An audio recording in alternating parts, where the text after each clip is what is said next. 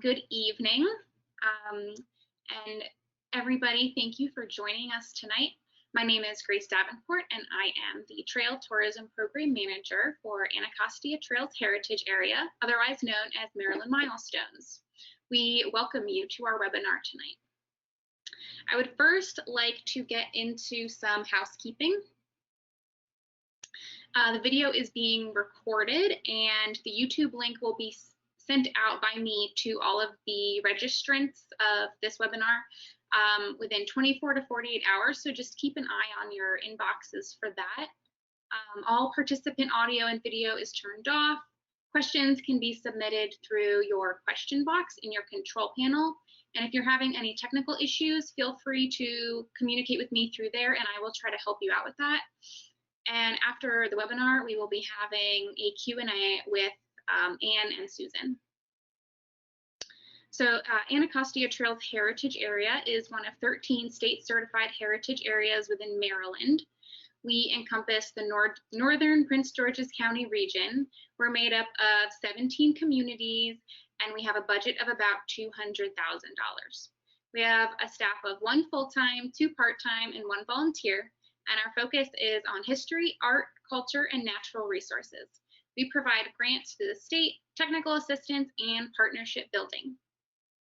And this is a map of our heritage area with Laurel to the north, Colmar Manor to the south, Bowie to the east, and Montgomery County to the west. And this is our Heritage Center, located in the Pyramid Atlantic Arts Center in downtown Hyattsville. It is currently open, but the car is not there, unfortunately, anymore. Tonight we will hear from Anne Bruder and Susan Pearl about their projects documenting Greenbook sites. And this event is being co-sponsored by the Greenbelt Museum and Huntington Heritage Society. Anne is an architectural historian for the Maryland Department of Transportation State Highway Administration. As a transportation historian, her interests in 20th century events, travel, and the built environment come together in the Greenbook studies. And she is one of a group of 20 architectural historians, and sociologists who are documenting what remains of the mid-20th century African-American buildings that were listed in the Green Book. Ms. Bruder also contributed and presented on the exhibit Ms. Maud, Women's Contribution to Mid-Century Modernism in Maryland, and the work of 12 20th century women architects in Maryland.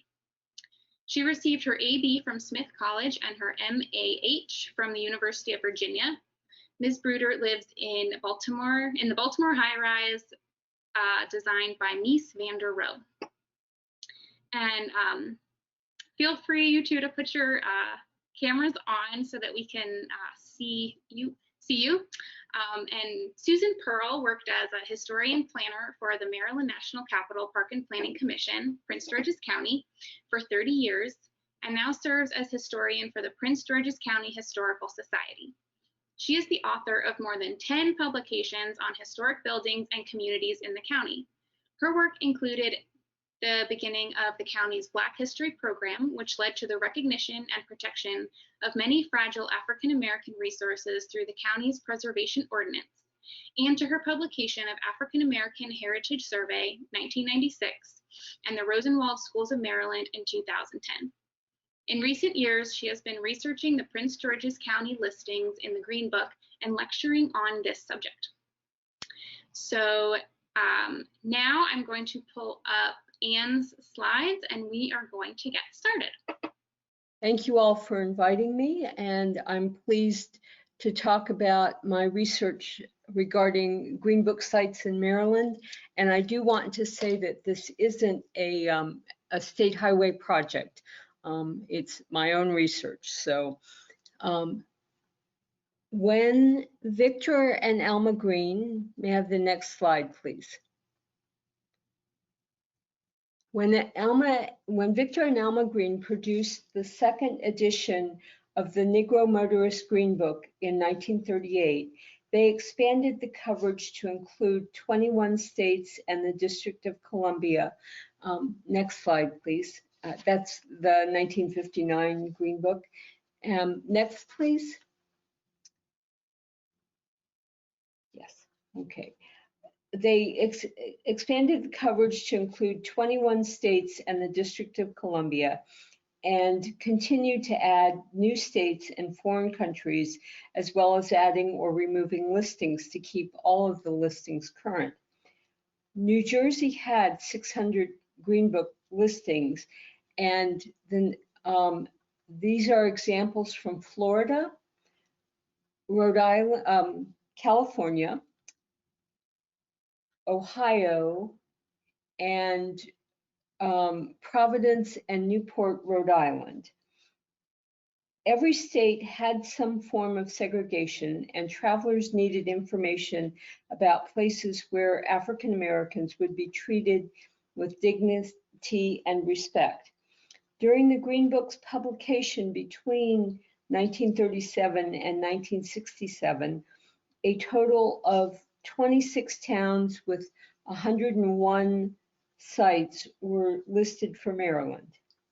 And this is a map that I did back in 2016, and it needs to be updated. This isn't all 26 towns, and I know that Cedar Heights is, I have it marked as Cedar Grove, and that's not correct. So that's one of the things I need to change.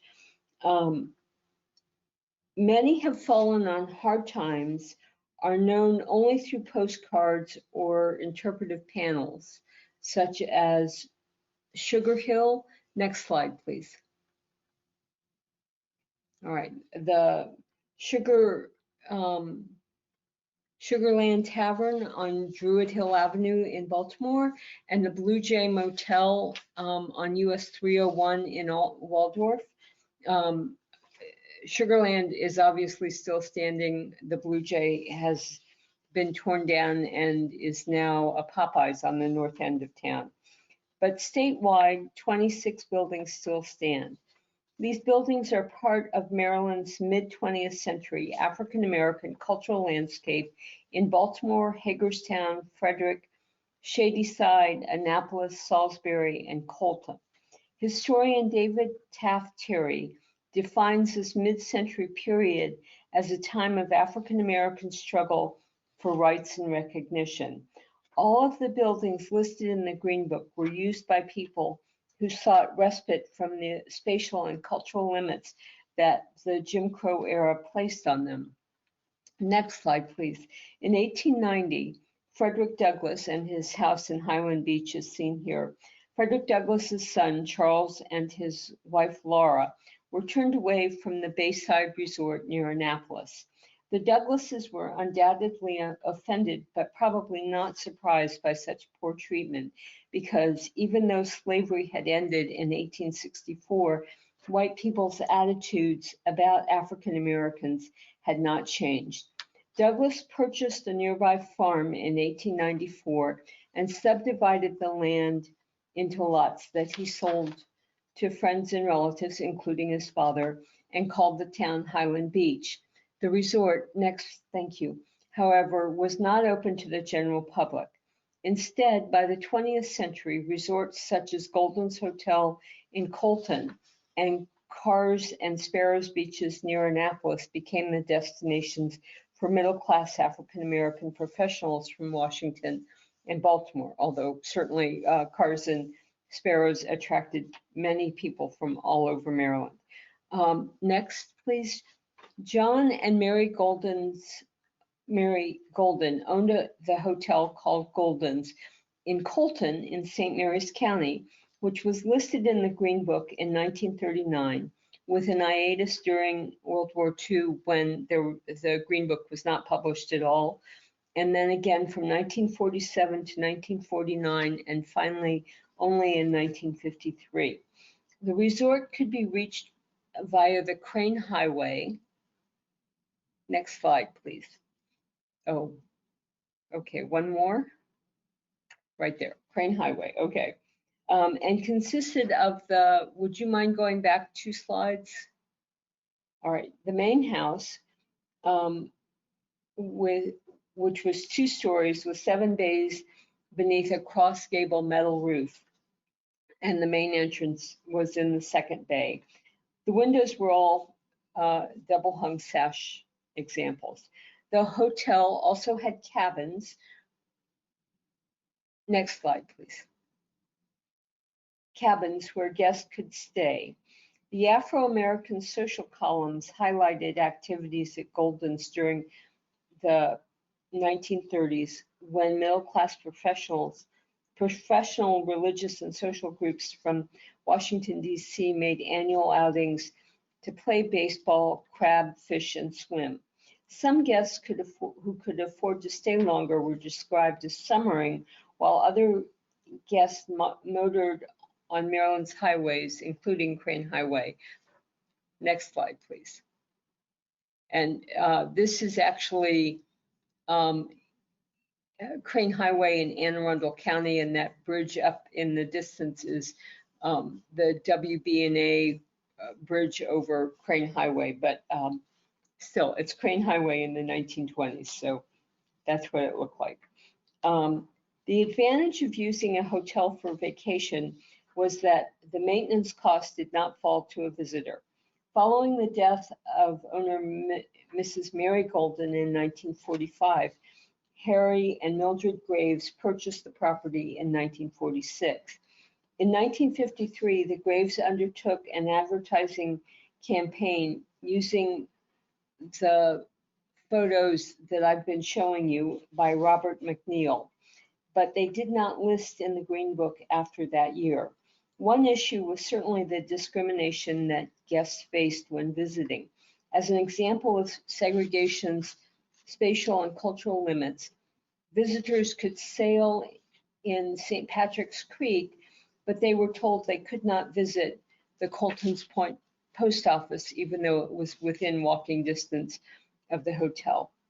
By the late 1920s, African Americans who traveled to Ocean City witnessed the efforts by whites to reduce their access, as each summer a smaller and smaller amount of beach was made available for their use.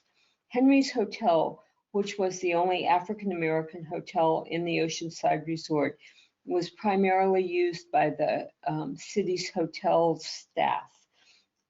The opening of Cars and Sparrows Beach provided beachgoers with bay access in Maryland.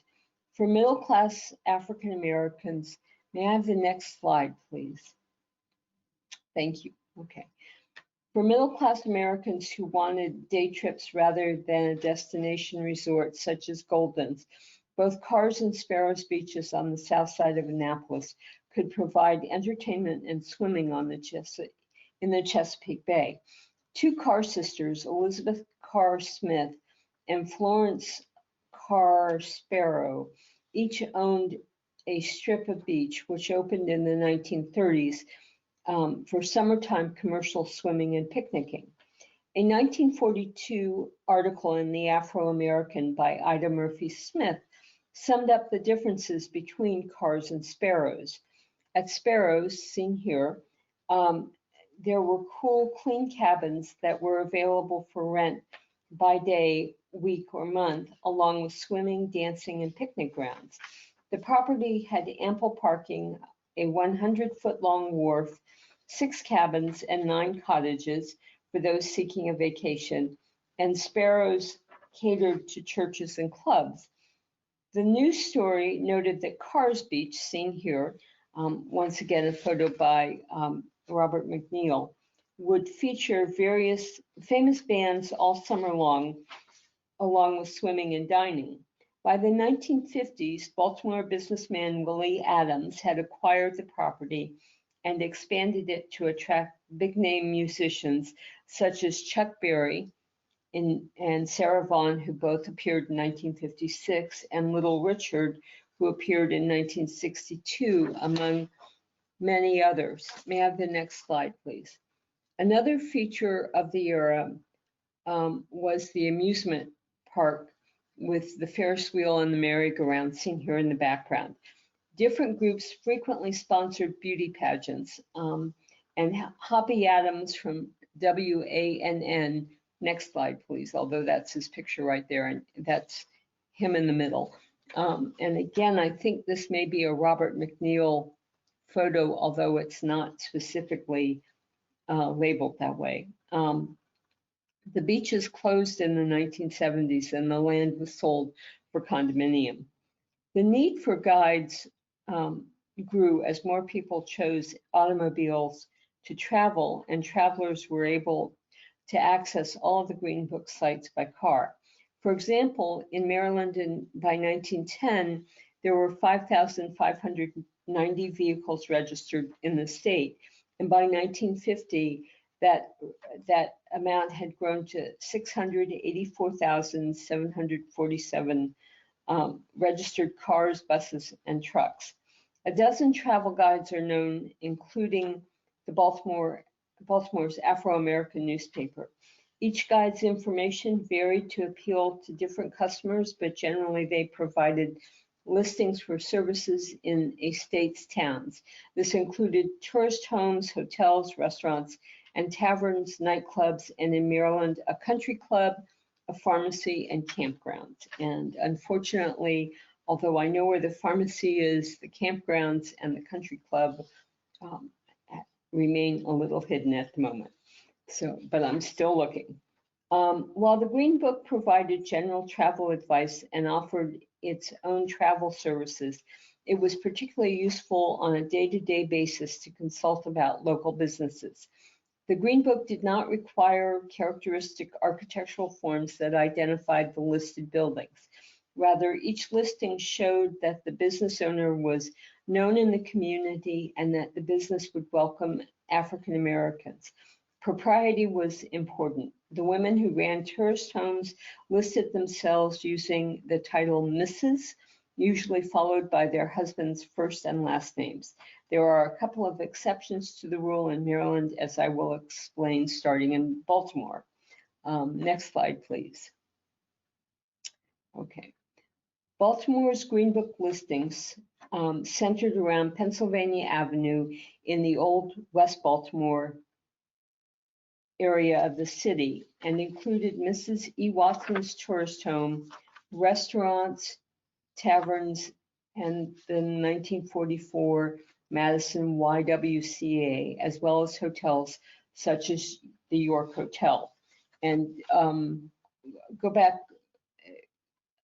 Yeah, thank you. I'll just for just a second. One of the challenges in documenting the Green Book sites is whether they remain standing. Many of the buildings were constructed in the 19th century, and building maintenance was always an issue. How a neighborhood has changed also affected individual buildings, and both urban renewal and current commercial development are big factors in finding them standing. The York Hotel is now a grassy plot, but from the Sanborn map, next slide, please. All right.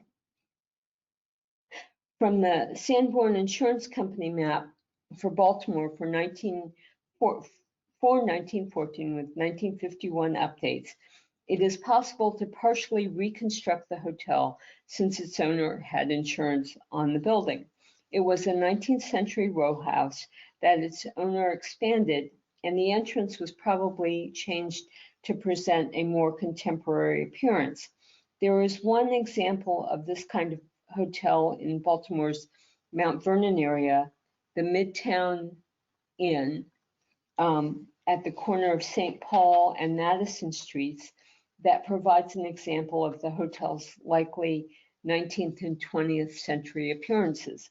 As you can see, this has a mansard roof, and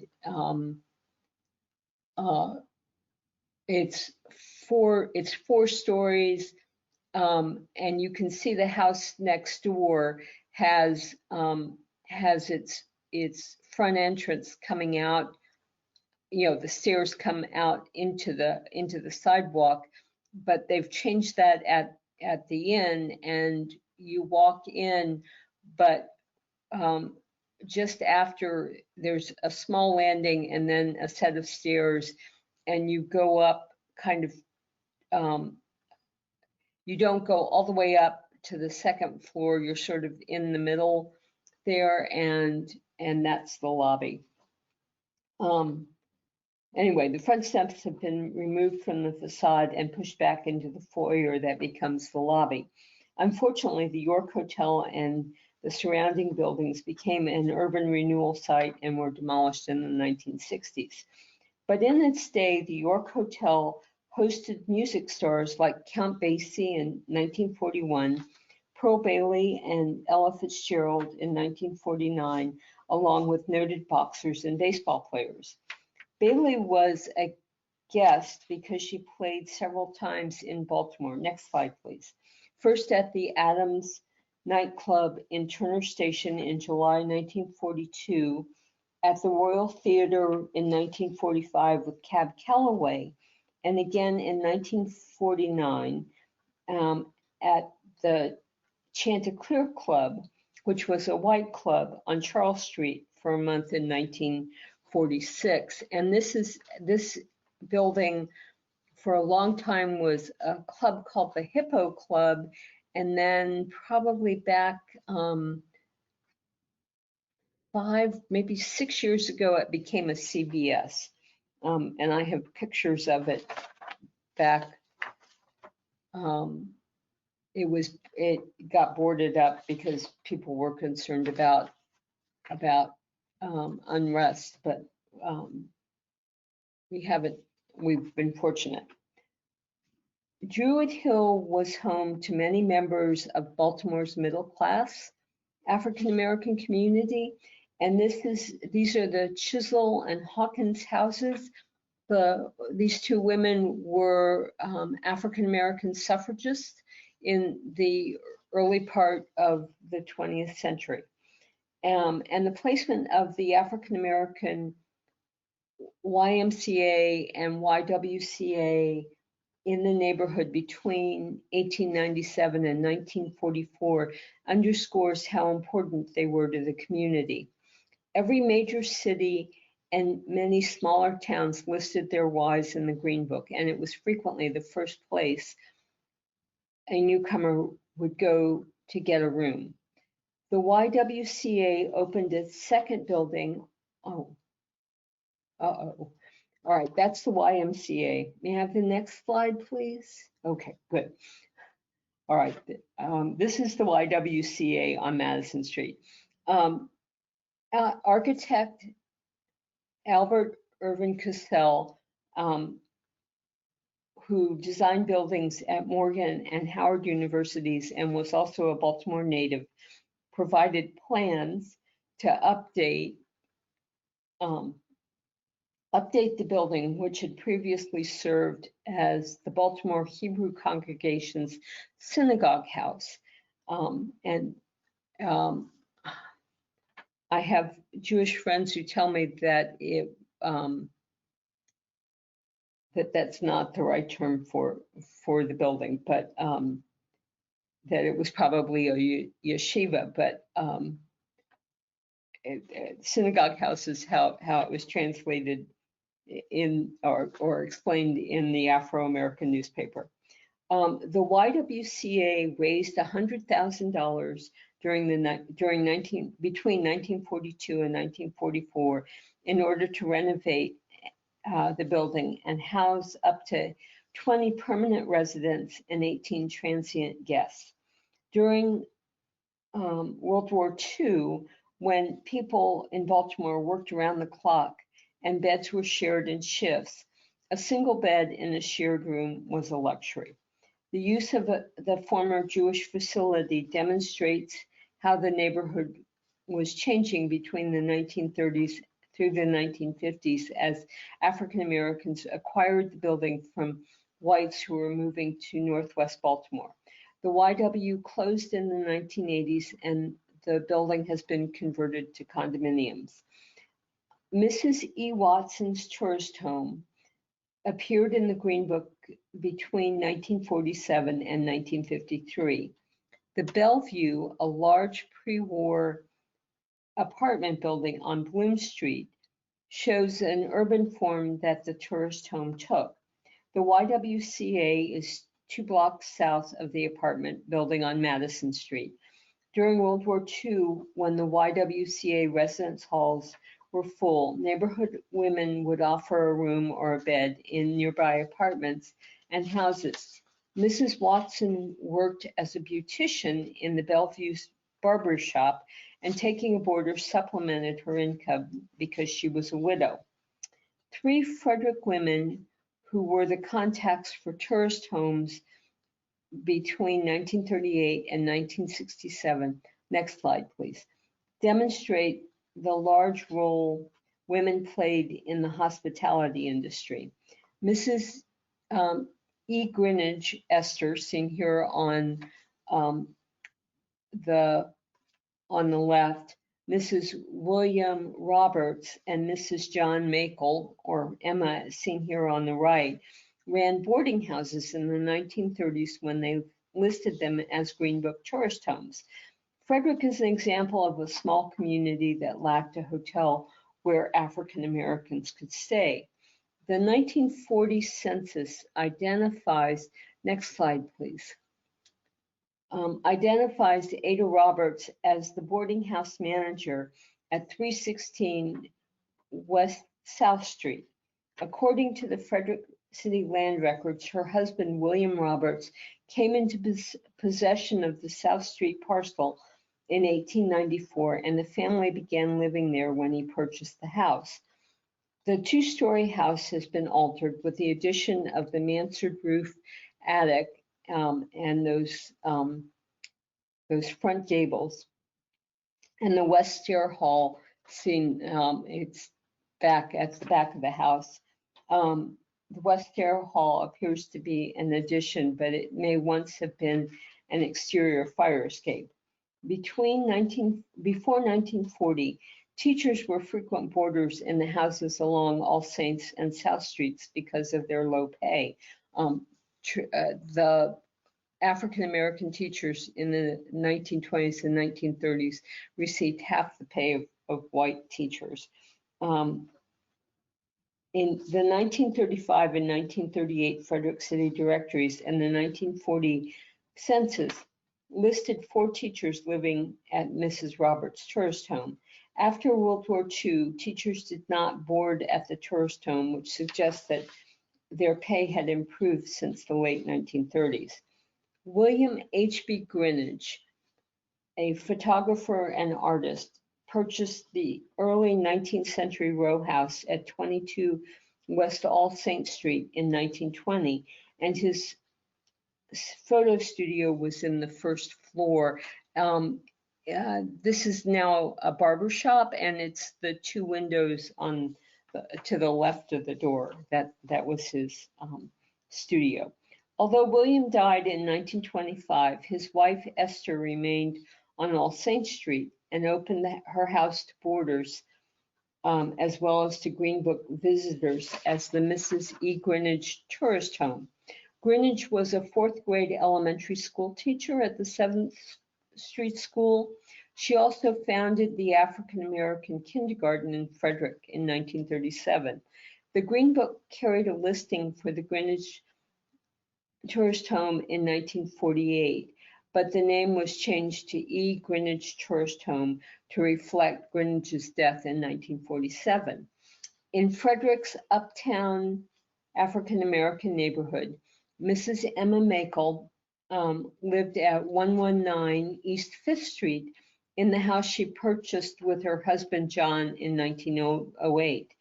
Throughout the Green Book listings, a school principal was identified as a boarder.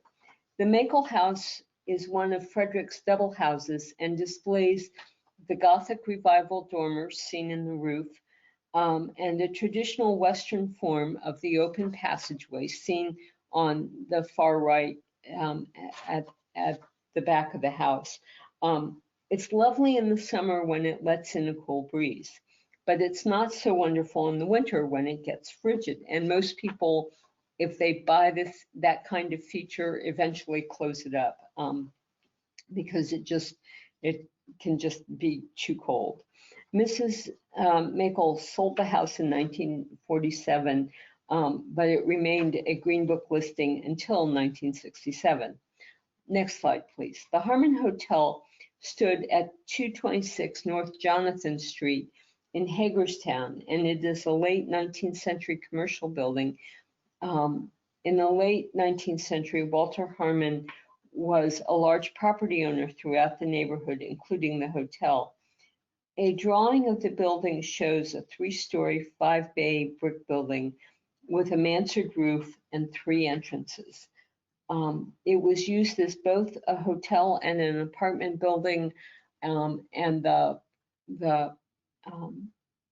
city directories and the Sanborn maps show it as it goes back and forth. But perhaps the most notable guest who stayed was baseball player Willie Mays. Next slide, please. Who came to Harmon's when he could not stay in Hagerstown's White Hotel with his teammates. In 1950, Mays played his first professional game with the Trenton Giants, the farm team for the then New York Giants before they went to San Francisco, and they played against the Boston Braves, which was also a farm team. Jonathan Street was the original alignment for US 11 going north to Pennsylvania, and the highway was moved in the 1980s to the west, which caused a decline in the neighborhood. The other frequent travelers included the Negro Baseball League, teams such as the Baltimore Elite Giants, and musicians who also required housing when traveling. May I have the next slide, please? Yes. This is Duke Ellington, and this is in Jacksonville, Florida, but having a musician playing baseball at a hotel was just it was too good of an opportunity not to show it to you.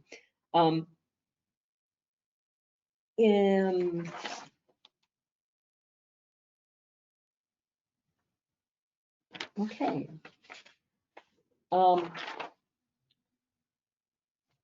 Okay, the extant Green Book buildings reflect some of Maryland's built history and explain how African Americans use them. While it is clear that African Americans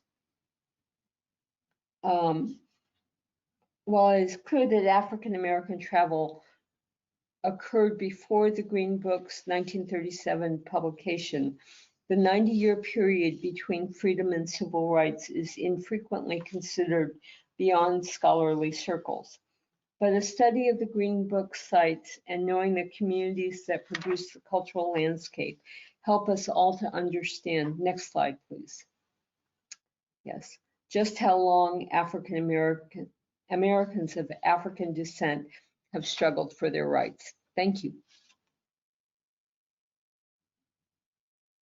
And thank you so much for that great talk about Green Book sites in general, and then also in Maryland. And I love this picture of the mural of Harriet Tubman. So thank you for that.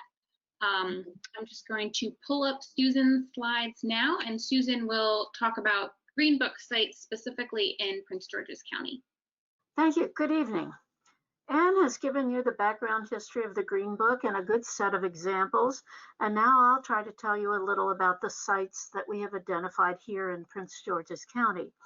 While there are many, many sites listed in the Baltimore area and in Washington, D.C., there are very few, only 6, listed in the Prince George's County over the 30 years that the Green Book was published.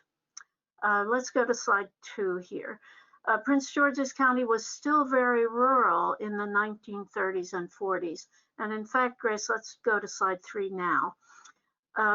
Even with the completion of Defense Highway between the District of Columbia and Annapolis after the First World War, and of Crane Highway running north and south through the eastern area of the county less than a decade later, there was not a great deal of automobile traffic, tourist traffic, especially among young African Americans.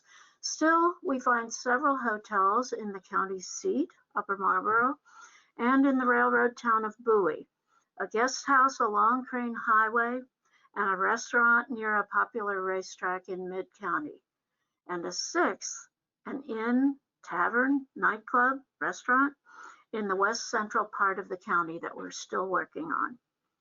This map shows the locations of these sites listed in the Green Book. And we're going to start in Upper Marlboro, which you see labeled the county seat. Here's Upper Marlboro as it is today, with the two most noticeable things at the top, the county administration building and the huge parking lot that serves the building. There are two hotels listed in the Green Book in Upper Marlboro. Wilson's Hotel, which was listed in 1938, 39, 40, and 47. And then the Midway Hotel, listed in 1950, 51, 53, and 54. We know about the Wilson Hotel. It was owned and run by a young Black man, Thomas Wilson, on property that he had purchased from John Traband, the well-known carriage maker, harness maker, carpenter, blacksmith. Next slide. This property was next door to Traband's blacksmith shop and on the west edge of the small community of African-American dwellings and shops that you see on the left. Wilson purchased the property in 1920, and it was located between Traband's blacksmith shop and Wilson's house, fronting on Main Street in the town of Upper Marlboro.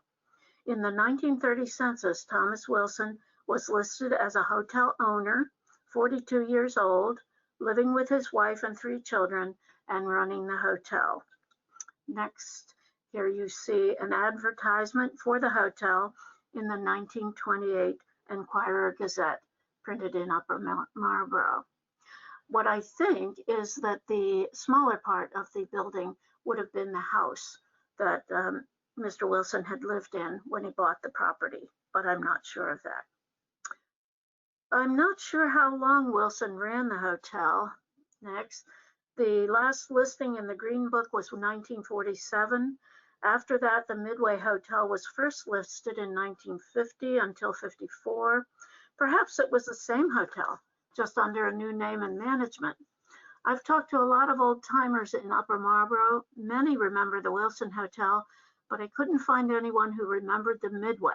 I'm hoping there's somebody in the audience tonight who can tell me about that. Perhaps the folks in town just continued to call it the Wilson even after its change of management. Or perhaps we'll still discover someday the Midway Hotel in the 1950s. The hotel was demolished sometime around 1960. You can see where it was in the aerial, where the red star is. And you can see the line of shops, where the line of shops that I showed you a few slides ago has been replaced by a parking lot across from the even huger parking lot that serves the county administration building. But at least we have a photo of the Wilson Hotel, unlike the other Green Book sites that I will be talking to you about. Next. And the next. There was a small African-American farming community north of Upper Marlboro, and that's the red star just north on the Crane Highway, on the west side of the Crane Highway. The area was known as Florenceville in the 19th century, and in the 1920s, as I mentioned, some stretches of the old road were pieced together and reconstructed to form the Robert Crane Highway, which opened in 1927. It is now US 301. Harry and Mary Proctor, who were part of the Black community of Florenceville, owned land in this area. There you see a close-up of the map and the intersection where the corner of land, the southwest quadrant of the intersection with Crane Highway and Leland Road. In 1940, they sold this small parcel of land to that intersection to a William Eaton. I have not found much about William Eaton, but by 1948, and for the next 2 years after that, William Eaton's tourist home was listed in the Green Book. Unfortunately, we know very little about the building, which has been gone for many years. One of the early aerial photos does show a building there at that intersection. Back to our map, we're going to go a little bit west to the larger red star, just under the number 193. This is Buena Vista, and 4 issues of the Green Book from 1947 to 1950 list under Buena Vista, under restaurants, Eddie Bell's Defense Highway. Now, Buena Vista was a small rural area on the Defense Highway, which is now Maryland Route 450. The area took its name from the Duval family's nearby plantation home, Buena Vista, where William Duval in the 1850s operated the Buena Vista post office and store.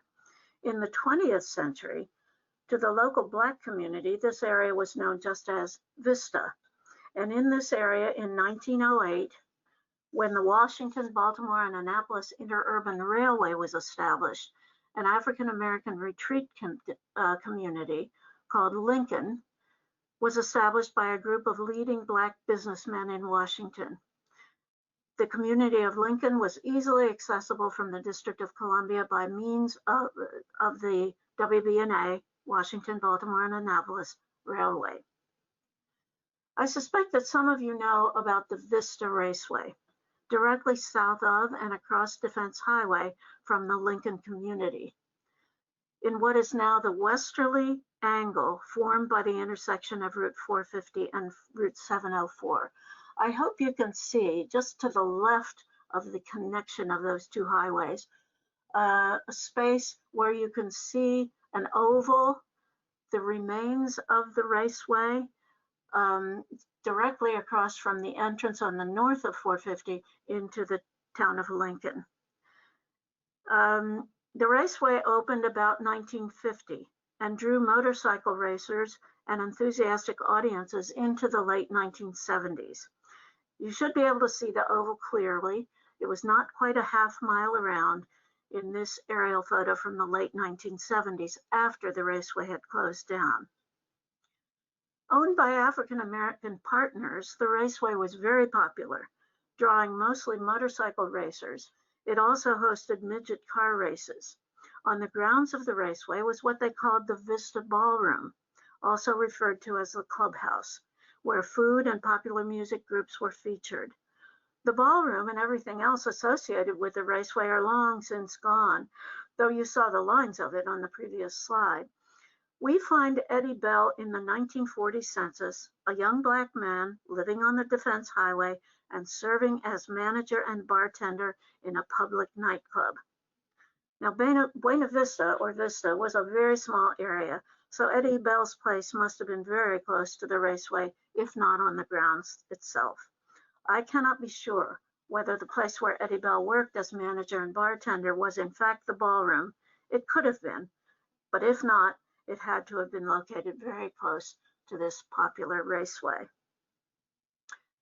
Now we'll go north to Bowie, to the town of Huntington, which we know today as Old Bowie. It preceded the Levitt subdivision, which makes up the larger city of Bowie now. The Stevens Hotel appears in the Green Books of 1952 through 1959, and again in 1963 and 64. It was located in Old Bowie, also known as Huntington. Here's the original plat of the town from the 1870s. In 1948, Alexander and Ada Stevens bought lots 24 to 31 in Block 13 in Bowie. And in 1952, the Stevens Hotel was first listed in the Green Book. I have no photograph of it, but the 1965 aerial photograph shows a very large building on the southeastern corner of 4th Street and Laurel Bowie Road. This slide should show you exactly where that large building was and before the small lots that you see there were developed. This was at the southeastern corner of 4th Street and Laurel Bowie Road, where the hotel stood. The hotel was apparently a social gathering place in Bowie, which had historically a healthy Black population, always historically. I've heard stories about the lively activities that took place at the Stevens Hotel. Pretty noisy late at night. I've heard also that the police occasionally put in an appearance. Alexander Stevens died in 1957, though Ada continued to run the hotel, but sold the property in 1969 to the Coach Lamp Inn. I don't yet know how much longer that company kept it running. I hope there's someone in the audience who remembers. But the building was gone by the mid-1970s. And the present group of houses that was built on 4th Street were built in the 1980s. The tangle of trees that you see on the left of this photo, which looks south along Laurel Bowie Road, show where the Stevens Hotel was located. Now we get to Cedar Heights, our mystery place. This is the site that we've not identified for sure. You see it in blue as a possible site. I'm getting surer and surer that this was the site, but we're still working on it. The 1940 Green Book includes, under the classification of nightclubs, a place called Hilltop Inn located in Cedar Heights. When I first saw Cedar Heights listed in the Green Book, I did not even think of Prince George's County. Cedar Heights is not a town, but is a small residential subdivision just east of Fairmont Heights on the south side of Sheriff Road. The Cedar Heights residential subdivision is only approximately 4 blocks by 4 blocks in size, developed in the 1940s.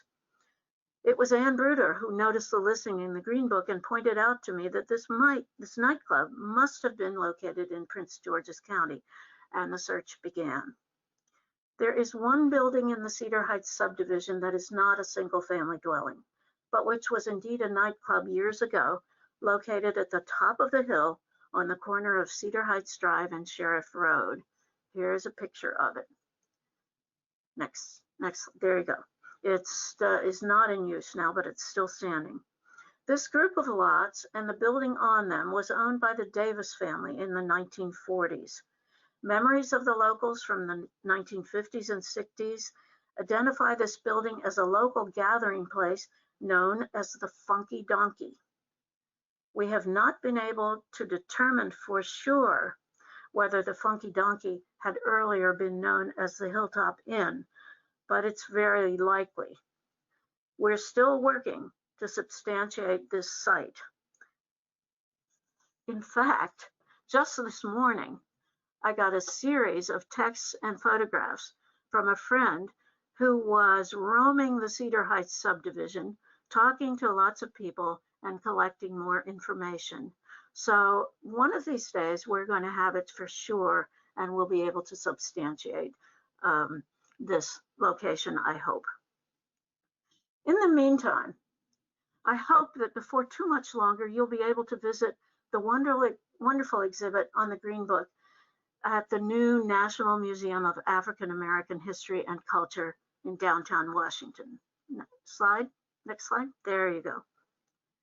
The exhibit is a car. Next. You get in and you sit in the driver's seat. Next. You'll see the road ahead of you projected on the windshield. Next. Right. You drive along and you will see things like this. White only.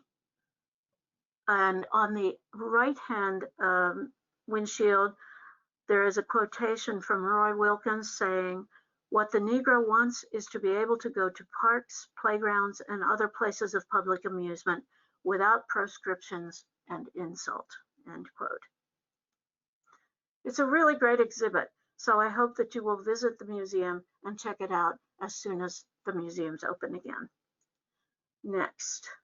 Well, yes, okay, I'm sorry, we were one behind. This is when you've taken out your copy of the Green Book, you drive along, and soon you come to a welcoming person at a place which is listed in the Green Book. Okay, I want to close with one more little factoid, a special tiny item that connects the Green Book in a totally different way with Prince George's County. I wonder how many of you saw the movie a few years ago entitled Green Book. An interesting movie about a professional pianist, an African American named Don Shirley, and his driver cum bodyguard, an Italian nightclub bouncer. The movie focuses on their drive through the Deep South on a concert tour in the 1960s. Next. There you see the actors, Ali and Mortensen on the right, and the real Don Shirley above on the left. Now, Don Shirley was a real person, indeed a very gifted pianist and composer. In 1962, which covers the year that the movie shows, he was born in 1927 and died in 2013. He did indeed make this concert tour, and the movie is a somewhat fictionalized story about these two real people who actually did make the concert tour together, but don't count on the movie to educate you very much about the facts about the Green Book. But here's the connection with Prince George's County. Don Shirley, the musician, was the son of immigrants to the United States from Jamaica. His father, Edwin Shirley, was an Episcopal priest and served as vicar of St. Simon's Episcopal Chapel in Croom, Prince George's County, Maryland. You may remember that St. Simon's was associated with, next, historic St. Thomas Episcopal Church at Croom, which was established in the 1740s. St. Simon's was the chapel established in 1894 on the grounds of St. Thomas's for the African American members of the congregation. While the Shirley family was at St. Simon's from 1953 to 1964, Don Shirley was performing the Tchaikovsky Piano Concerto with the Boston Symphony. He also premiered Duke Ellington's Piano Concerto at Carnegie Hall. The young pianist is known to have visited his family at Croom, but apparently never performed at the chapel. Edwin Shirley was the last vicar of St. Simon's. The chapel was closed in 1964 and later demolished, and its congregation merged back again into St. Thomas Church. While his father was still at St. Simon's, Don Shirley made his concert tour of the Deep South depicted in the movie, then went on to a distinguished career in music, experimenting with the influences of classical and jazz music. To close, I will just invite you to visit our Prince George's County Historical Society Library on the lower level of the Greenbelt Library. I don't know when it will open again. It's been too long already, but we'll hope to see you there sometime in the near future. Thank you very much. All right, thank you, Susan. So now we will take a couple of questions, and if you have a question, feel free to put it in your question box in your control panel, and we will try to get to those. So the first question we have here is, and it looks like either Anne or Susan can answer this. What percentage of the sites listed in the Green Books still survive? Huh. Do you know, Totally.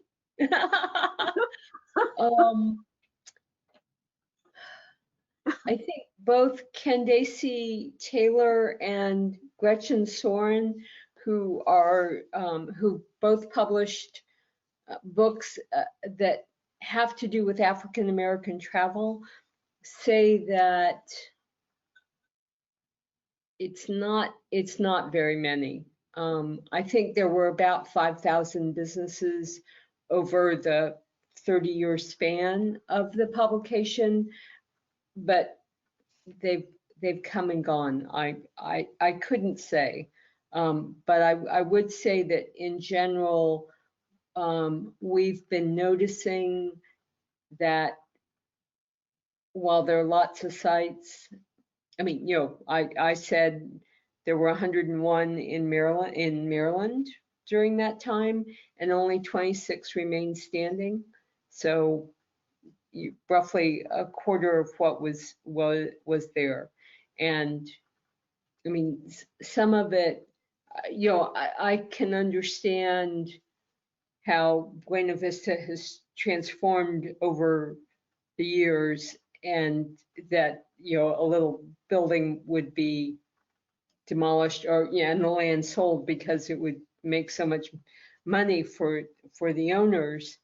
But in Baltimore, you can walk a neighborhood and every other building in that block will be there, but the one building you want is gone. And there's no explanation for it except that, you know, the owners didn't see a need for it, and so they tore it down.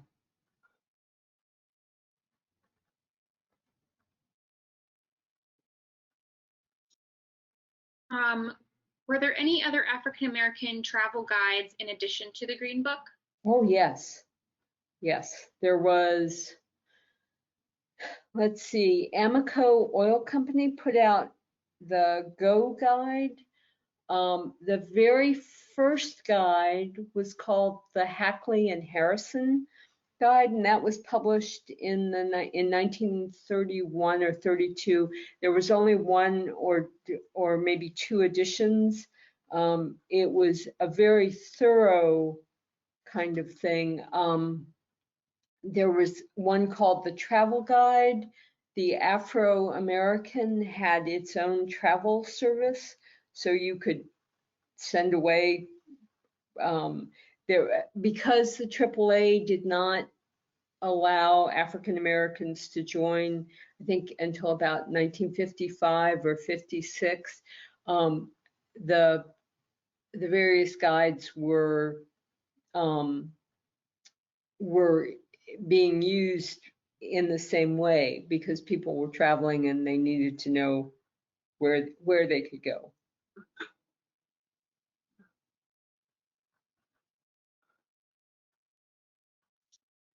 Was the Golden Hotel in St. Mary's County near Golden Beach that we know today?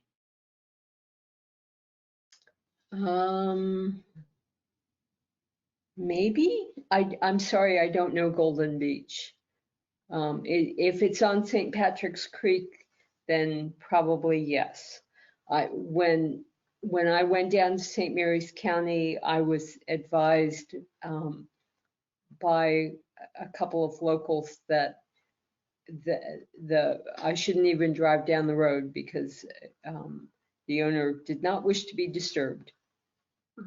So I tried to be friendly. I've run into my share of shotguns and I know my limits, so. Someone is sharing the link for the digital copies of the Green Book, and so I will stick that link in the chat. Oh, good. Good. Yeah. From the New York Public Library. Yes. Yes. Fascinating reading. Yeah. And I have a bibliography that, you know, I'm happy to email to you and you can share it along with the link for the presentation if you want. Absolutely. There are lots of things to study. Okay, I'll send it to you when we get done. Okay, thanks. The next question, is there a significance to the name Green Book? Well, his name was Victor Green. Yeah. The man who started it. Is there any other reason, Anne, do you think? Well, you know, I've never seen anything specific. I agree that it's, you know, he called it green. Those of us who know about the social guide in Washington, D.C. are always a little startled to think about it. But I also think that that it's the Green Book because green light means go, and you know, so just psychologically, Yeah, it would work. you know. Now, this is a really good question. What's your advice for speaking to people about possible Green Book sites in your area? If you learn anything, is there a central place to submit this information, or is your local historical society the best place? Well, in Prince George's County, yes, the local historical society wants to know anything you learn. Yeah, and I have been working with my colleagues to get a website set up, but I would be happy to give you all my email address and learn anything you can say. I mean, one of the disadvantages that I feel like I have is that I can do the research, you know, and figure out when Chuck Berry appeared um, at Cars Beach, but you know, I wasn't there. Although I did see him in 1972 at Constitution Hall, and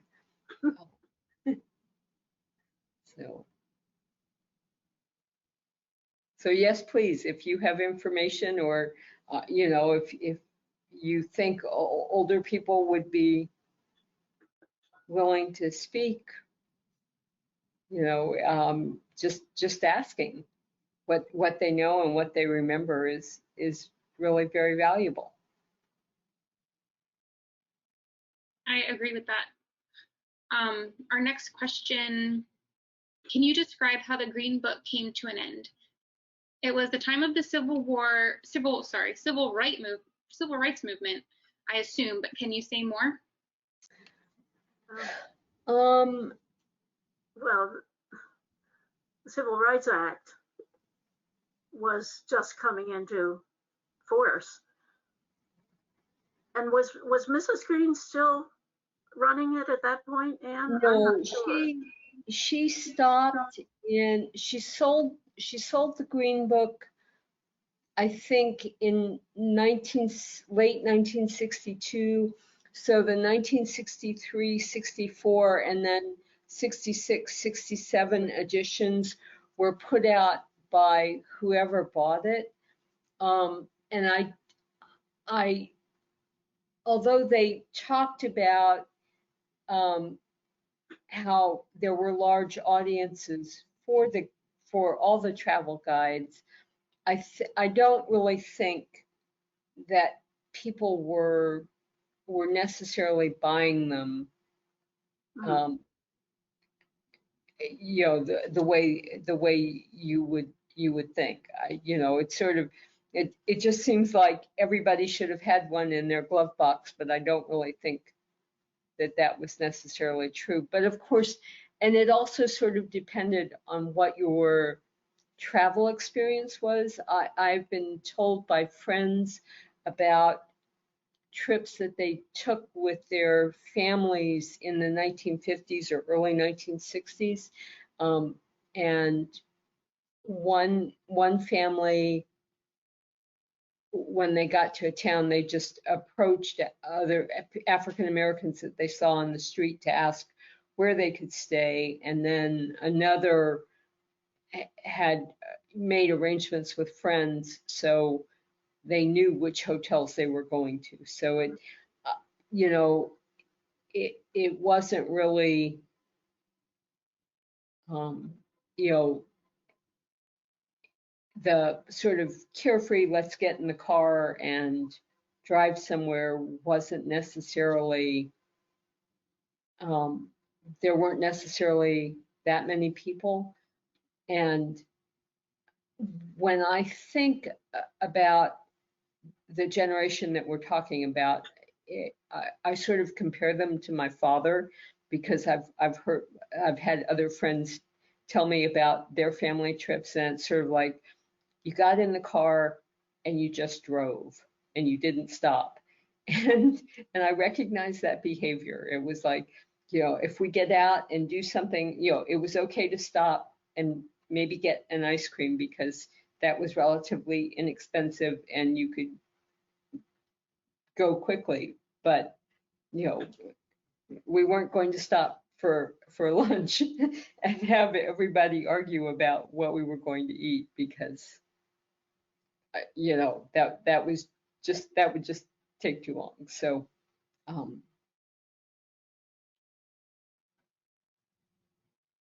We have a lot of questions coming in, but I think do about more. Are any of the sites in Maryland or in other states identified with a plaque or something similar like they do with National Register buildings? If not, would this be a state or national effort? Well, as it happens, I know that Charles County has put up a historical plaque for the Blue Jay Motel in Waldorf, which, as I mentioned, is now the a Popeyes, a location for a Popeyes. And I think, well, actually, some of the pictures I showed you, the 2 hotels in Ohio have both been listed in the National Register. And when Ohio did a multi-property study for African American buildings and communities, and they included information about the Green Book in that study, so it's there. And I would say, because, and this is true also of, let me think of what it's called, the Baltimore Civil Rights Multi-Property Study was completed back in, I think in 2019, maybe 2020. It was at least a year ago, and the people who wrote that knew about my work for the Green Book, and so they asked me for some information, and that's included. But in and of itself, being listed in the Green Book was sort of an ephemeral kind of thing. I mean, it has a much bigger, you know, the fact that it was an African American building or community has a much bigger and longer history than just being a place where you could stay. And that was sort of what I was trying to convey when I talked about the kinds of boarders who were staying in the houses in Frederick, that it was, you know, that it was, there's life going on there that has little to do with actual travel or people coming from the outside. One way that Green Book site could be recognized would be by a state highway historical marker. Now, in Prince George's County, unless we can prove that the Cedar Heights building was a Green Book site, we could never put a sign up for that with that information. But if the building were standing, and we've done this in a number of cases regarding historic African American buildings, put up highway historical markers. For instance, Senator Thomas Mike Miller, who died just last week, was very active in supporting the recognition of African American sites. And I worked with him on a number of occasions when we put up markers with considerable celebration at the sites of standing buildings, which represented the African American history in Prince George's County. So that would be one method of recognition. However, in the 6 sites in Prince George's County, only one of them might still be standing. So that hasn't happened yet. Yeah,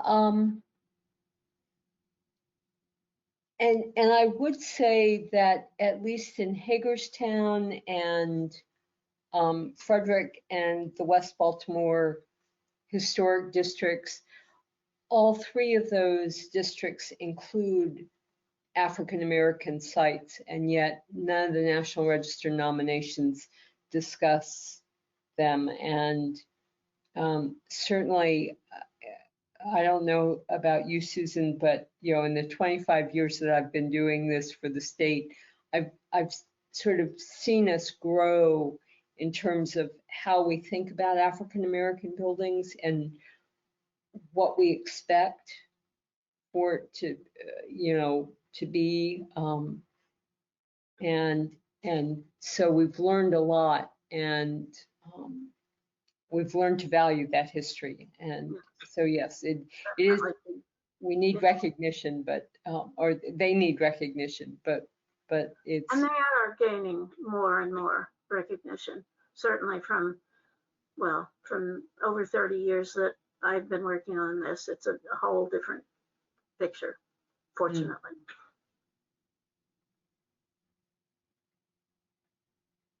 Well, I want to thank you both so much for joining us tonight. And I also want to extend a thanks to the Greenbelt Museum and the Huntington Heritage Society for co-sponsoring this awesome event. We had a great turnout.